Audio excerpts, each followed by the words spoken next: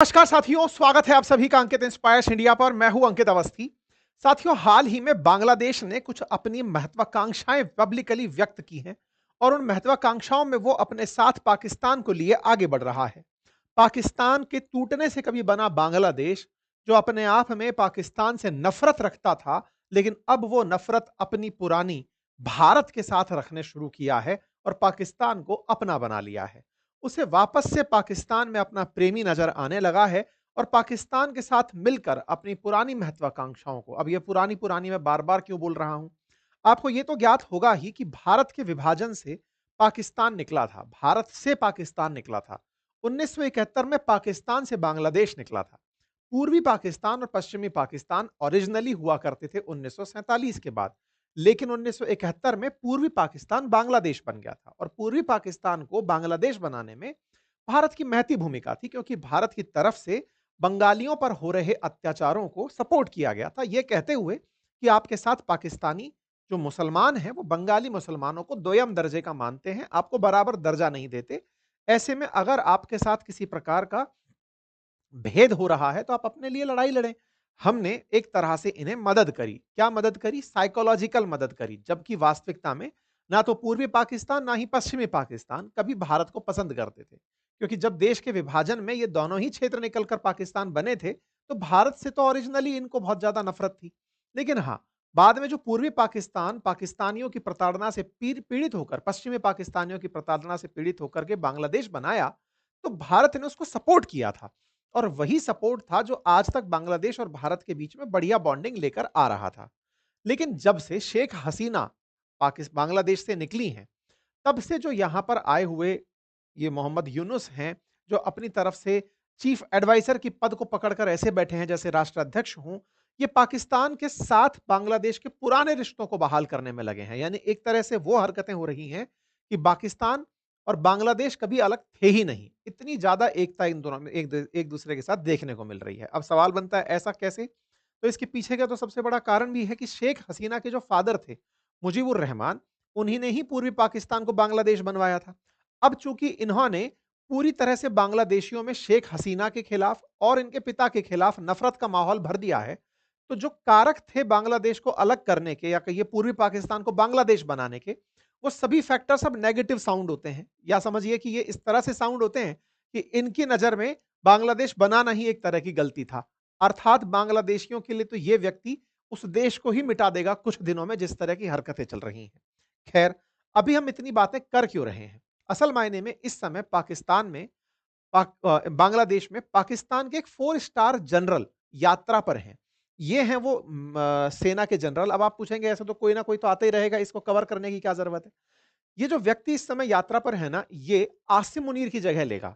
अर्थात आसिम मुनीर जब रिटायर होंगे तो पाकिस्तान की सेना में सीनियर मोस्ट ऑफिसर्स में से ये हैं। यानी कि आज जो आसिम मुनीर का ओहदा है वो इनका होगा आने वाले टाइम में। ये बांग्लादेश की यात्रा पर हैं और इनके साथ में चीफ एडवाइजर का मिलना इस बात को दर्शाता है कि डाउन द लाइन जो तैयारियां चल रही हैं, उनकी आपस में बातचीत हो रही है। ऐसे में जो विवाद उठा, वो इनके द्वारा एक पुस्तक के भेंट करने पर उठा, जिसका नाम आर्ट ऑफ ट्रुअम्फ है। अब इस पुस्तक के अंदर ऐसा क्या है जिसके चलते सारा विवाद उठा? इस पुस्तक में ऐसा क्या है कि ये भारत में अखबारों की हेडलाइन बन गया? ऐसा क्या इनके द्वारा इन्हें ऑफर किया गया जिससे भारत को नाराजगी हुई? आज के सेशन में हम उसी बात का जिक्र कर रहे हैं। अगर आप इस पुस्तक को ध्यान से देखें तो इसके कवर पर एक इमेज बनी हुई है। ये इमेज अगर मैं आपको अलग से दिखाऊं तो ये कुछ इस तरह से दिखाई पड़ती है। प्रथम दृश्यता ये कोई आर्ट जैसी लगती है, कोई पेंट जैसा लगता है कि कोई पेंटिंग की गई है। कुछ वैसी फीलिंग आपको यहां पर आती हुई दिखती है, जिसमें कुछ लोग आपको दिखाई देते हैं और पीछे कोई चित्रकारी दिखाई देती है। लेकिन जब इस चित्रकारी को गहराई से और गहनता से देखने का प्रयास करते हैं तो ये चित्र ग्रेटर बांग्लादेश की संकल्पना है। अब ये ग्रेटर बांग्लादेश क्या है? आपको याद होगा एक बार भारत की तरफ से मैप जारी हुआ था अखंड भारत का। ऐसे ही इजराइल ने ग्रेटर इजराइल का मैप जारी किया था। ऐसे ही बांग्लादेश का अपना सपना है ग्रेटर बांग्लादेश। अब उस ग्रेटर बांग्लादेश में क्या शामिल है? आप में से जितने भी लोगों ने अब तक बांग्लादेश का मैप देखा है, वो ऐसा तो बिल्कुल नहीं है। तो ये जो चित्र दिख रहा है, ये बांग्लादेश का ओरिजिनल ना होकर के संकल्पना वाला पार्ट है। तो बोले ये पूरा कब होगा? जब ये क्षेत्र इसके पास और होंगे। ये कौन से क्षेत्र हैं? बांग्लादेश तो 3 तरफ से भारत से घिरा हुआ है। तो जी हाँ, बांग्लादेश में भारत के हिस्सों को मिलाकर के ग्रेटर बांग्लादेश बनाने की कल्पना ही ग्रेटर बांग्लादेश है। अब इस बात को और गहराई से समझते हैं कि ये इस तरीके का जो दुस्साहस किए जा रहे हैं, उसके पीछे असली वजह केवल शेख हसीना का भारत में शरण लेना है या वास्तविकता में ये प्रो पाकिस्तानी थे। इनके अंदर की कुंठा थी, वो केवल इनके नाम पर बाहर आ रही है। असल में पूरा प्रोपेगेंडा ये पाकिस्तान का ही चला रहे हैं। तो ग्रेटर बांग्लादेश की कहानी की शुरुआत कैसे होती है, अब उस पर चलते हैं। जैसा कि आप जानते हैं कि बांग्लादेश में जब शेख हसीना को हटाया गया, वहां के छात्रों के विद्रोह के रूप में जो तख्ता पलट हुआ वहां पर एक तरीके का, और वहां पर इन्हें चीफ एडवाइजर बनाकर सरकार का बिठाया गया, उसके बाद इन्होंने आते ही पाकिस्तान के साथ मित्रता शुरू कर दी। आप सोचिए, 1971 में कभी पूर्वी पाकिस्तान बसे बांग्लादेश बना था, तब से इन दोनों के बीच कभी बातचीत ही नहीं हुई थी, या फिर ये कहिए कि दोनों के बीच में कोई व्यवहारिक रिश्ते, डिप्लोमेटिक रिलेशंस नहीं बने थे। लेकिन बांग्लादेश ने जैसे ही मोहम्मद यूनुस को देखा, वो शहबाज शरीफ के साथ मिलकर के डायरेक्ट ट्रेड को लेकर सहमत हो गए। ये इन दोनों के बीच में 1971 के बाद पहली बार हुआ था। अर्थात ये हेडलाइन बनी थी कि पाकिस्तान और बांग्लादेश ने डायरेक्ट ट्रेड शुरू कर दिया है फरवरी 2025 में। एक बार के लिए लगा कि हाँ भाई, चीफ एडवाइजर अपने आप को इकोनॉमी से रिलेटेड आदमी बताते हैं, तो पाकिस्तान के साथ करके व्यापार ही तो कर रहे हैं, कौन सा कुछ नया है। ये हेडलाइन बनकर के बाहर आई कि हाँ साहब, ये डायरेक्ट ट्रेड करने आगे बढ़ रहे हैं। समय बीता, थोड़ा और समय आगे चला, तो इन भाई साहब ने डायरेक्ट ट्रेड के साथ में ट्रेड, डिप्लोमेसी, कल्चरल टाइज, इनको बढ़ाने के लिए 6 और इनके साथ टाई अप कर लिए।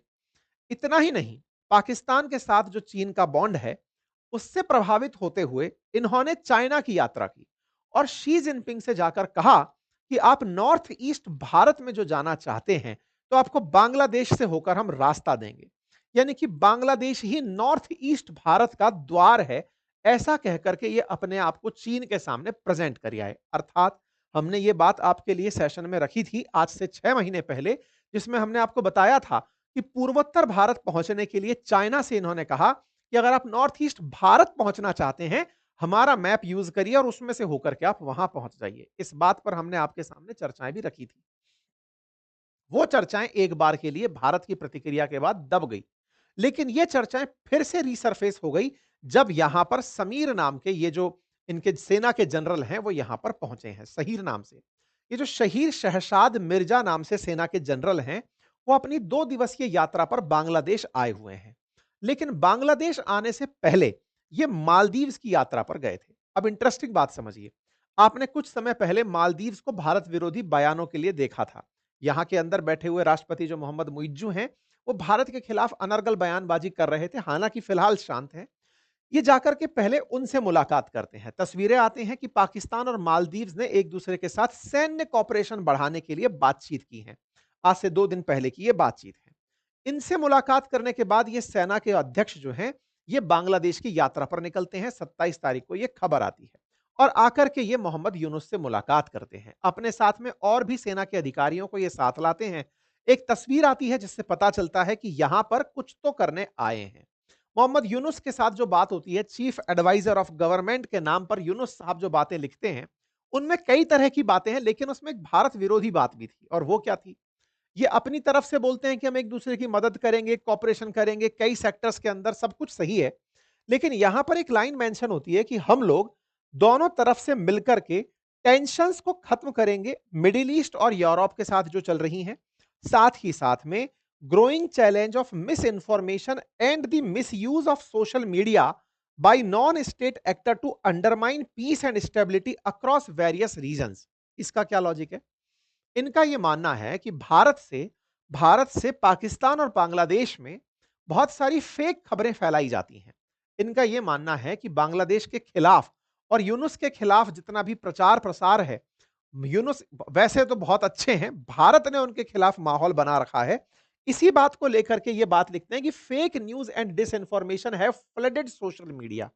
टेक्निकली ये भारत के खिलाफ इस तरह की बातें रख रहे थे। अर्थात इनका मानना है कि जो फेक न्यूज है, जैसे ये पहले भी बोल चुके हैं इसी अक्टूबर के महीने में कि बांग्लादेश में हिंदुओं के खिलाफ कोई हिंसा नहीं थी, ये तो फेक न्यूज के चलते माइनॉरिटीज की हिंसा को जबरदस्ती सरफेस कर दिया जाता है। यानी बांग्लादेश ने अब माइनॉरिटीज पर हो रही हिंसा को केवल फेक न्यूज करार देकर साइडलाइन करना शुरू कर दिया है। ठीक है साहब, ऐसे में पाकिस्तान से ये मदद चाहते हैं कि तुम भी बेटा हमारे साथ मिलकर के नैरेटिव वॉर खेलो। ये तो बात हुई एक। दूसरी बात क्या हुई, हाल ही के समय पर बांग्लादेश का जो व्यापार भारत के कोलकाता पोर्ट से हुआ करता था, उस पर हमने कुछ रोक लगाई थी। हमने ये कहा था बेटा तुम यहां से माल नहीं बेचोगे। पाकिस्तान ने इसे एज एन अपॉर्चुनिटी दिया और अपॉर्चुनिटी के रूप में उनसे कहा कि बांग्लादेश चाहे तो कराची के रास्ते अपना माल एक्सपोर्ट कर सकता है। अब जैसे कराची तो पड़ोस में हो, मूर्खों की बात देखो, डील क्या हुई है। डील ये हुई है कि बांग्लादेश का चिटागोंग पोर्ट था, वो चिटागोंग पोर्ट हो या फिर ये पोर्ट जो हमारे बंगाल के बगल में, जो मतलब कोलकाता जो बंगाल का पोर्ट है, उससे पहले ट्रेड किया करता था। इंटरनेशनल ट्रेड के लिए कार्गो फैसिलिटीज हम यहां से उपलब्ध कराते थे। इनको क्या ऑफर किया गया है? इनको ऑफर किया गया है कि आप लोग अपना माल यहां से नहीं भेज पा रहे हो, कोई बात नहीं, आप कराची पोर्ट से भेज देना। मतलब आप सोचकर देखिए कि इनको ऑफर दिया गया कि पहले आप यों चलते हुए आओ, घूम घाम के कराची पोर्ट पर आओ, फिर यहां से अपना माल आगे भेज दो। जब यहां तक ही कोई सामान ले आएगा तो वो आगे नहीं भेज देगा, लेकिन कराची पोर्ट पर इनको ऑफर दे दिया गया है। अब आप पूछेंगे ऐसा क्या ऑफर हो सकता है? तो देखिए क्या है, अगर बांग्लादेश से माल मिडिल ईस्ट जाना है या बांग्लादेश से माल यूरोप तक जाना है, तो टेक्निकली इतना दूर का ट्रेवल करने से बेहतर होगा कि आप कराची में ही अपने माल को रख लें, पोर्ट ऑन कॉल फैसिलिटी का लाभ ले लें, माल को स्टॉक में रखें, अब हमारे माल के साथ आप उसे आगे भेज दें। जैसे नहीं होता कि बहुत सारा माल एक जगह इकट्ठा हुआ, वहां से किसी और के माल के साथ में आपका माल आगे भेज दिया। तो बोले आप हमारे साथ मिलकर के व्यापार कर लें। ये ऑफर इनको दिया गया कल कि आप एक काम करिए, हम आपके लिए कराची पोर्ट खोल रहे हैं क्योंकि इंडिया ने आपके साथ कोलकाता पोर्ट बंद कर दिया है। इन भाई साहब ने इनको अपनी तरफ से एक पुस्तक भेंट करी। इस पुस्तक में इन्होंने विवादित पुस्तक, इसको कहा जा रहा है आर्ट ऑफ ट्रायम्फ के नाम से, इस पुस्तक में इन्होंने पूर्वोत्तर राज्यों को बांग्लादेश से मिलाने का ख्वाब व्यक्त किया। इस पुस्तक के कवर पेज पर कुछ इस तरह की तस्वीर बनी थी। असल में बांग्लादेश का मैप तो ये है जो आप देख रहे हैं, ये मैप है। इस मैप के अंदर अगर आप ध्यान से देखें तो किसी भी प्रकार की कोई आकृति बनती हुई नहीं दिखती। साफ दिखता है यहाँ के कौन से स्टेट्स हैं वो प्रेजेंट होता है। भारत में अगर बांग्लादेश को देखें तो वो विजिबल होता है। इन्होंने जो अपनी तरफ से सपना सजाया है, उस सपने में ये आसपास के जो एरियाज हैं ना, इन एरियाज को ये अपने साथ लेने का प्रयास सोचते हैं। अर्थात बांग्लादेश के आसपास के जो क्षेत्र हैं, जिन क्षेत्रों को अगर इसके साथ मिला दिया जाए तो ये जो आकृति बनती दिख रही है, ये इनका असल मायने में ग्रेट बांग्लादेश है। ग्रेट बांग्लादेश के अंदर बांग्लादेश के सीमावर्ती जो पूर्वोत्तर राज्य हैं, उन्हें ये अपने साथ मिलाना चाहते हैं कुछ इस तरह से। मतलब यहां पर आप देखें तो उड़ीसा, यहां से उठा करके कुछ हिस्सा झारखंड का, बिहार का, बंगाल का, उधर आसाम, और इस तरह से इन क्षेत्रों को मिला करके ग्रेट बंगाल की कल्पना ये लोग रखते हैं। और जब से यहां पर सत्ता परिवर्तन हुआ है, तब से ये लोग इसी ख्वाब को सजाए चल रहे हैं कि ग्रेट बंगाल होना चाहिए। ये जो ग्रेट बांग्लादेश है, असल मायने में अंग्रेजों के द्वारा दिया गया जो ग्रेट बंगाल था, उसकी ही एक तरह की संकल्पना है। जब बंगाल 1905 से पहले हुआ करता था, बिल्कुल वैसे ही बोले हमको बनाने की आवश्यकता है, ये पूरा क्षेत्र हमारा हो, ऐसी इनकी संकल्पना है। अब आप समझ सकते हैं कि बांग्लादेशियों ने ख्वाब असल मायने में क्या पाल रखा है। अब आप पूछेंगे इस ख्वाब की पूर्ति में इनके लिए बाधा क्या है? इनके लिए बाधा तो कुछ भी नहीं है। इनको तो पता ही चलता है कि भारत का जो सिलीगुड़ी कॉरिडोर है, वो सिलीगुड़ी कॉरिडोर जो हमारा पश्चिम बंगाल से होकर के हिस्सा जा रहा है, जिसे हम चिकन नेक कहते हैं, वो बांग्लादेश के उत्तर में है। और दूसरी तरफ से अगर देखो तो यहां से नेपाल को उठा लो, यहां से भूटान को उठा लो, और थोड़ा ऊपर से बैठ करके चाइना को देख लो। तो कुल मिलाकर के इन्हें पता है कि अगर भारत से नॉर्थ ईस्ट को आइसोलेट करना है, तो बस इस जगह को हमें अपनी तरफ से बार बार रोकना होगा। अब आप सोच कर देखिए कि कितने सारे एक्टर्स यहां पर काम कर रहे हैं एज एन फैक्टर, कि बांग्लादेश अपनी तैयारियां यहां से करे, ऊपर से बैठा चाइना यहां से तैयारी करे, और इसकी सहायता के लिए पाकिस्तान आ जाए। पाकिस्तान की असल मंशा क्या है? पाकिस्तान की मंशा है बदला लेना। कौन सा बदला?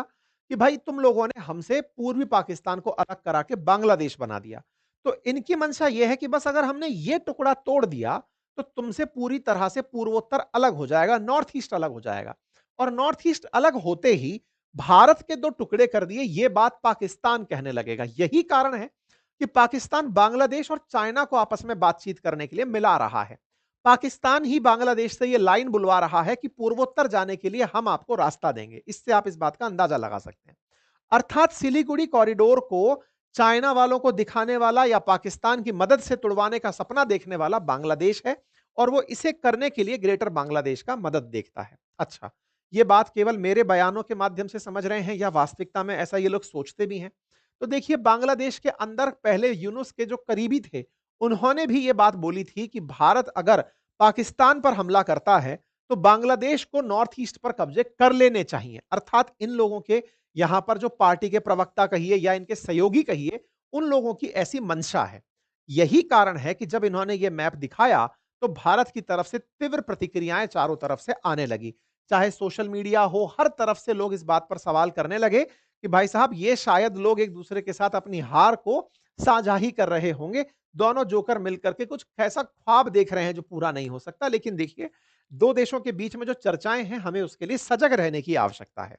अब ये तो चलो एक फोटो के ऊपर बयान हुआ, लेकिन बांग्लादेश की भारत विरोधी हरकतें चल क्या रही हैं, अब आप उसकी तरफ चलिए।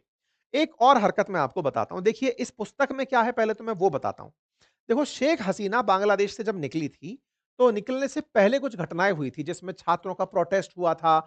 छात्रों ने शेख हसीना के खिलाफ प्रोटेस्ट किया था। उस प्रोटेस्ट की तस्वीरें हैं, ताकि लोग कभी ये ना भूलें कि शेख हसीना को क्यों हटाया गया। इस पुस्तक को बनाया इस तरह से गया है, जिसमें जितने भी प्रकार की दीवारों पर हुए प्रोटेस्ट की तस्वीरें थी, उन सबको उकेरा गया है और ये तस्वीरें अब बांग्लादेश हर किसी को दे रहा है। अर्थात बांग्लादेश अपने आप को उस तरह से दिखा रहा है कि फिर कभी शेख हसीना नहीं आएंगी।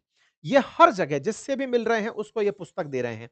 चाहे ये एम्बेसडर हो जर्मनी के, फिर चाहे ये ब्राजील के लूला हो, फिर चाहे ये चीफ एडवाइजर जो हैं वो अपनी तरफ से जिबूती के प्राइम मिनिस्टर हों, है ना? ऐसे ही ये रोम के रॉबर्ट, जो ये तमाम लोगों को जहां-तहां देख रहे हैं, ये पुस्तक देते हुए दिख रहे हैं, इंक्लूडिंग कनाडा के जो पहले प्रधानमंत्री थे ट्रूडो, उनको भी ये पुस्तक दे चुके हैं। अर्थात जहां जा रहे हैं, चाहे वर्ल्ड बैंक के अंदर बग्गाजी हो, सबको ये पुस्तक पकड़ा रहे हैं, ताकि बांग्लादेश की मंशा सबको दिखे और बांग्लादेश ने कैसे नया बांग्लादेश बनाया, वो सबको पता चले। इस तस्वीर को आप यहां से देख सकते हैं कि कैसे इन्होंने इस बात को पाकिस्तान के प्रधानमंत्री को भी सौंपा था, लेकिन तब यह बयान नहीं चर्चा में आया था कि यहां पर मैप कौन सा लगा हुआ है। ठीक है, फिलहाल इस मैप के कारण चर्चा आई और मैप से ज्यादा इंटेंशंस के कारण चर्चा आई। इंटेंशन की क्या कहानी है? असल मायने में बांग्लादेश के अंदर तुर्की का एक एनजीओ सक्रिय हुआ और उस एनजीओ ने बांग्लादेश के अंदर जो यूनिवर्सिटीज हैं, विशेष रूप से जो ढाका यूनिवर्सिटी है, उनके हॉल में इस ग्रेट बंगाल के पोस्टर को प्रमोट करना शुरू किया। इस बात पर भारत सरकार से भी सवाल पूछा अपोजिशन ने कि क्या आप लोगों को यह बात पता है? ये जुलाई की बात हो चुकी है कि इस तरह का प्रोपेगेंडा बांग्लादेश में चल रहा है। तो भारत की तरफ से यह कहा गया कि बांग्लादेश सरकार की तरफ से जो फैक्ट चेकर वेबसाइट है बांग्ला फैक्ट, उसने कहा है कि ऐसा कोई भी एविडेंस हमें नहीं मिला है। खैर, भारत सरकार इस बात से विदित तो है कि बांग्लादेश किस तरह से भारत विरोधी इस समय तरीके अपना रहा है और पाकिस्तान से मिलकर क्या-क्या सोच रहा है। अभी मैं एक हालिया नमूना आपको और दिखाता हूं। देखो, इस आदमी को पहचानो, इसका नाम है जाकिर नाइक। अब ये जाकिर नाइक कौन है? जाकिर नाइक असल में खुद को इस्लाम धर्म का प्रचारक बताता है और ये इस्लामिक रिसर्च फाउंडेशन नाम से एक संस्था चलाता है। अपने द्वारा भड़काऊ और विवादित बयान देने की वजह से भारत, बांग्लादेश, कनाडा सब जगह पर यह बैन कर दिया गया था। इसके द्वारा एक पीस टीवी नाम से चैनल, पीटीवी नाम से चलाया जाता है। हुआ कुछ यूं कि भारत सरकार ने इस पर यूएपीए एक्ट के तहत इसके आईआरएफ को बैन कर दिया था। अब हमने इसके ऊपर unlawful activity prevention act UAPA क्यों लगाया था? इसकी कहानी शुरू होती है 2016 से। असल में ये रहता मुंबई में था और यहां से बैठकर भाषणबाजी करता था। हुआ ये कि ये जब भारत में था, तो इसके जो बयान थे इस्लाम को प्रवर्तन के लिए और लोगों को मोटिवेट करने के लिए, इस्लाम में लाने के लिए, उनको रेडिकलाइज करने के लिए जो बयान दिए जाते थे, उससे प्रभावित होकर के कुछ आतंकियों ने बांग्लादेश के अंदर धमाका कर दिया। ढाका में एक धमाका होता है और उस धमाके में लगभग 29 लोगों की जान चली जाती है। उन आतंकियों में से एक आतंकी पकड़ा जाता है और जब वो पकड़ा जाता है, तो वो ये कबूल करता है कि मैं जाकिर नाइक के बयानों से प्रभावित होकर के ये हमला किया। बांग्लादेश सरकार ने हमें ये जानकारी दी, 2016 की बात है ये। जब जानकारी दी, तो भारत ने तत्काल प्रभाव से जाकिर नाइक पर शिकंजा कसा कि भाई, तुम्हारी वजह से वहां दिक्कत हो रही है, तुम्हारे ऊपर हम कार्रवाई करेंगे। तो भारत ने इसके ऊपर आतंकियों की तरह ही यूएपीए एक्ट के तहत धाराएं लगाई। इस बात को देखते ही ये भारत से तुरंत भाग करके सऊदी अरब चला गया और सऊदी अरब से भागकर इसने मलेशिया में शरण ले ली। 2017 में मुंबई की जो एनआईए कोर्ट है, उसने भी इसके खिलाफ गैर जमानती वारंट जारी किया। 2019 में मुंबई की स्पेशल कोर्ट ने इसके खिलाफ गैर जमानती वारंट जारी किया। ईडी ने भी इसके खिलाफ मनी लॉन्ड्रिंग का केस लगाया। और जो इसका इस्लामिक रिसर्च फाउंडेशन नाम का एनजीओ है, उसके ऊपर भी कई प्रकार की गड़बड़ियों का वो लगा कि हाँ भाई, इसने कई तरह की गड़बड़ियां की हैं। इसके चलते इसे भारत में बैन कर दिया गया और इसे अंतरराष्ट्रीय रूप से वांटेड डिक्लेयर करा दिया गया। दुनिया भर में अब इसके बारे में यही है कि भाई, इसको इस देश में नहीं आना चाहिए, इंक्लूडिंग बांग्लादेश, कनाडा, भारत, सब जगह इसको मोस्ट वांटेड घोषित कर दिया गया। लेकिन ये भारत से निकलकर सऊदी अरब के रास्ते मलेशिया पहुंचा और वहां से इसने अपना ये प्रीचिंग जारी रखी। आज इसे एज ए प्रीचर और रेडिकल इस्लामिस्ट के रूप में इनवाइट किया जाता है दुनिया भर के देशों में बयान देने के लिए। इसका एक नमूना लाहौर में आप देख सकते हैं, जो इसी साल हुआ अक्टूबर में। और लाहौर में आप इसको प्रधानमंत्री के साथ बातचीत करते हुए देख सकते हैं। इसका प्रोग्राम था कि तुम रेडिकल इस्लाम को प्रमोट करो, इस्लामिज्म के लिए लोगों को प्रमोट करो। ओके साहब, ऐसे में अब सोचो कि पहले ये पाकिस्तान जाता है और पाकिस्तान सरकार इसे कहती है कि अब तुम्हें बांग्लादेश जाना चाहिए।